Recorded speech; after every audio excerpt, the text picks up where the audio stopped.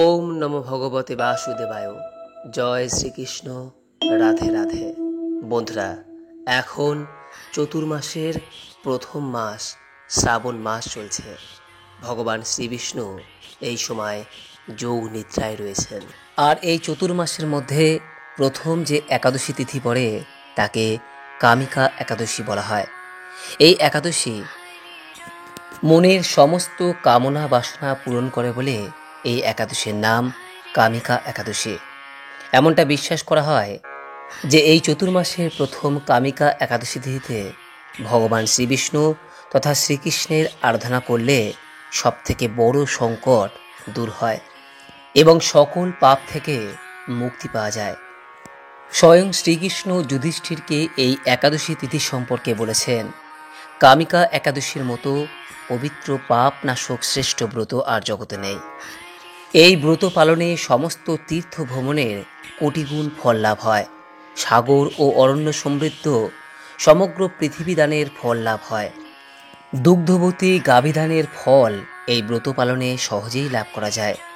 যেসব ব্যক্তিগণ ব্রহ্মহত্যা, ভ্রূণ হত্যা কিংবা তার থেকেও বেশি পাপ পুণ্য সাগরে নিমজ্জিত থাকে, তাদের কামিকা একাদশী ব্রতের মাধ্যমে সহজেই সমস্ত পাপ ভস্মীভূত হয়ে যায়।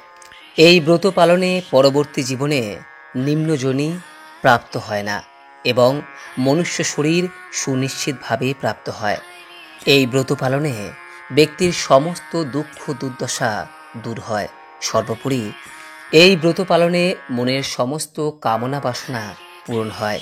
এই ব্রত পাপ নাশক ও মহাপুণ্য ফলদায়ী। যুধিষ্ঠির শ্রীকৃষ্ণ সংবাদে এই ব্রত মাহাত্ম্যের কথা বর্ণিত রয়েছে। বন্ধুরা, যদি আপনি এই একাদশী পালন করতে চান তো খুব ভালো। আর যদি কোনো কারণে তা সম্ভব না হয়, তাহলে একাদশীর দিন সন্ধেবেলায় ভগবান শ্রী হরিবিষ্ণু ও মা লক্ষ্মীর উদ্দেশ্যে এই স্থানে একটি প্রদীপ প্রজ্বলন করে এই দিন এই কামিকা একাদশীর ব্রত কথাটি পারলে একবার হলেও শ্রবণ করবেন। এতেও এই একাদশীর পুণ্য ফল অনেকাংশে লাভ করা যায়। বন্ধুরা, এই বছর 1431 বঙ্গাব্দ 2024 সালে এই কামিকা একাদশী পড়েছে আগামীকাল বুধবার। একাদশী তিথি শুরু হচ্ছে আজ 14ই শ্রাবণ 30শে জুলাই মঙ্গলবার সন্ধ্যা 6:47 থেকে এবং এই একাদশী তিথি থাকছে আগামীকাল 15ই শ্রাবণ 31শে জুলাই বুধবার অপরাহ্ন অর্থাৎ বিকেল 5:22 পর্যন্ত।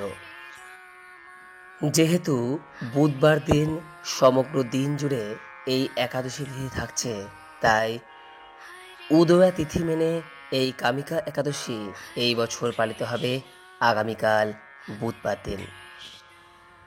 একাদশীর যে পারণ ক্রিয়া অর্থাৎ উপবাস ভঙ্গের ক্রিয়াটি সম্পন্ন করতে হবে পরের দিন বৃহস্পতিবার সকাল 9:33 মধ্যে। বন্ধুরা, যারা এই একাদশী পালন করতে চাইছেন তারা আগের দিন অর্থাৎ বুধবার দিন রাত্রিকালীন আহার অবশ্যই নিরামিষ গ্রহণ করবেন এবং আহার সম্পন্ন করার পর ভালোভাবে দাঁত মেজে তবেই শয়নে যাবেন। পরের দিন সকালবেলায় ঘুম থেকে উঠে সবার প্রথমে শ্রীকৃষ্ণ তথা শ্রী বিষ্ণুকে স্মরণ করবেন। তারপর স্নান সম্পন্ন করে নতুন পোশাক বা পরিষ্কার বস্ত্র পরিধান করবেন। এরপর একাদশীর সংকল্প গ্রহণ করবেন এবং ভগবানের কাছে প্রার্থনা করবেন আপনি যে উদ্দেশ্য নিয়ে এই একাদশীর ব্রতটি পালন করছেন সেই উদ্দেশ্যে যেন আপনি সফল হন এবং আপনার এই একাদশীর ব্রতটি আপনি ভালোভাবে রাখতে পারেন। বন্ধুরা, একাদশীর ব্রত পালন করলে এই দিন ব্রহ্মচর্য বজায় রাখতে হয়। পেঁয়াজ, রসুন এবং বিভিন্ন তামসিক খাবার এই দিন কখনোই গ্রহণ করবেন না এবং তার সঙ্গে একাদশীর ব্রত পালন করলে পঞ্চশস্যের যে কোনো খাবার বর্জনীয়। চাল, গম, মসুর, ছোলা এই সমস্ত খাবার এই দিন একাদশীর ব্রত পালন করলে গ্রহণ করতে নেই। তবে ফল, মূল, দুধ এই সমস্ত আপনি গ্রহণ করতে পারেন। সম্পূর্ণ নির্জলা বা শুধুমাত্র জল খেয়েও আপনি এই একাদশীর ব্রতটি পালন করতে পারেন। একাদশীর ব্রত শেষে আপনি ফলাহার এবং ব্রত রেসিপি গ্রহণ করতে পারেন। এই দিন একাদশীর ব্রত আপনি রাখুন বা নাই রাখুন, একাদশীর ফল যদি আপনি লাভ করতে চান তাহলে এই দিন কখনোই অ্যালকোহল, তামাক, মাংস, মাছ, ডিম এই সমস্ত খাবার গ্রহণ করবেন না। এই দিন যতটা সম্ভব শান্ত থাকুন, কারো সঙ্গে ঝুটঝামেলা বা ঝগড়াঝাটিতে জড়িয়ে পড়বেন না।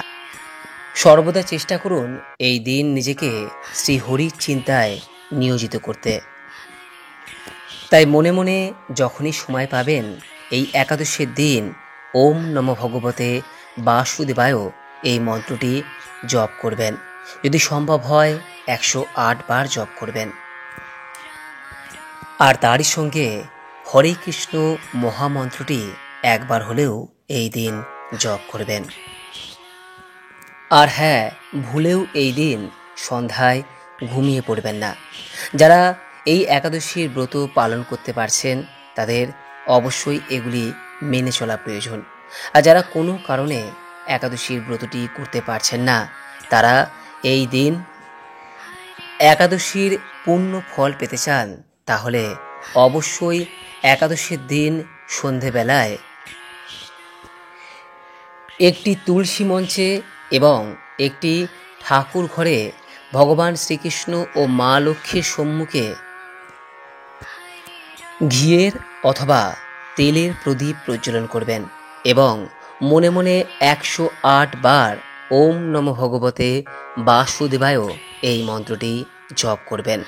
আর অতি অবশ্যই এই একাদশীর ব্রত কথাটি একবার হলেও শ্রবণ করবেন।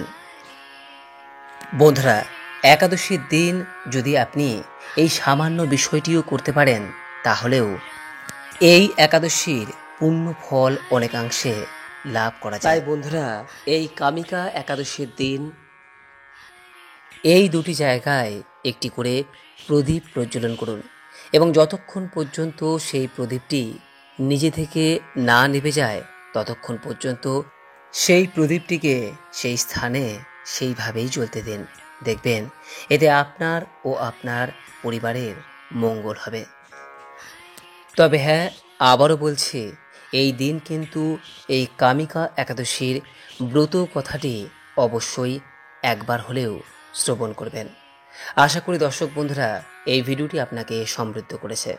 যদি এই সংক্রান্ত কোনো প্রশ্ন থাকে নিচের কমেন্ট বক্সে অবশ্যই জানাবেন। সকলেই ভালো থাকুন, সুস্থ থাকুন এই কামনা করে আজকের মতো ভিডিওটি এখানেই শেষ করলাম।